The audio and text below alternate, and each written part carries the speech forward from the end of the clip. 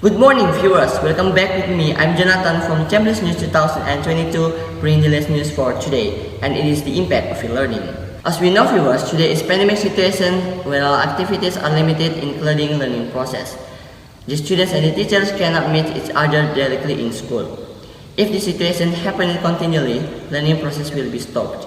So, school academy has to decide a policy to continue learning process, however, in limited situation. In this case, they can teach their students without meeting each other. The best solution of this situation is using e-learning. There are many applications can be used by them in e-learning. For example, Zoom, Google Classroom, quizzes, and so on. E-learning is learning process that is used as a means in infrastructure in learning without making face-to-face or meeting between students and teachers. E-learning has characteristics. They are the first, using teaching materials, and it can be stored on the computer, then it can be accessed by students and teachers. The second, taking advantage of the technological advance. The third, taking advantage the superiority of computer. According to the teacher of UPT SMA Negeri 2 Utara, e-learning is useful for them. In e-learning, they can send a video, giving a task, explaining of the lesson, and so on.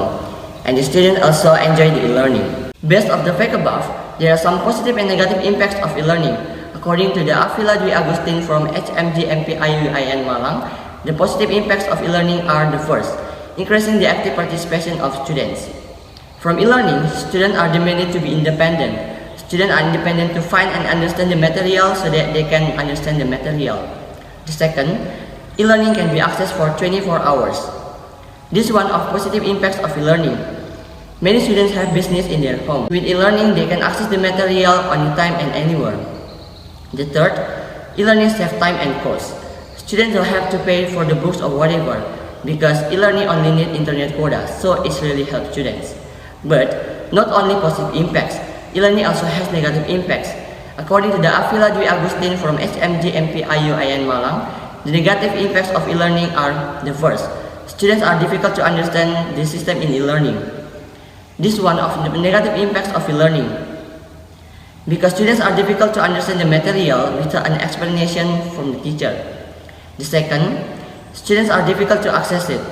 Not all students have a good network, and maybe they live far from the city, therefore students are difficult to access e-learning. The third, or the last, there is a time limit set by the government. It also of negative impacts of e-learning. We know that many students have their parents at home, and they can access e-learning all the time. Therefore, if the opportunity to access e-learning is limited, it will be difficult for students to learn. In an effort to break the chain of COVID-19 in Indonesia, especially in the education sector, then we must follow and carry out the government policy, it's studying at home.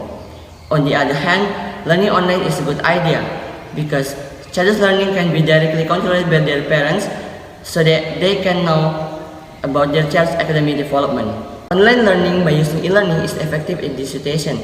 As for the positive and negative impacts, we must be able to respond it wisely. Even though we feel frustrated and tired because we don't master of computer language and the system which is used in e-learning. Keep following the rules of government, obey the health protocols like using a mask, washing your hands, and social distancing.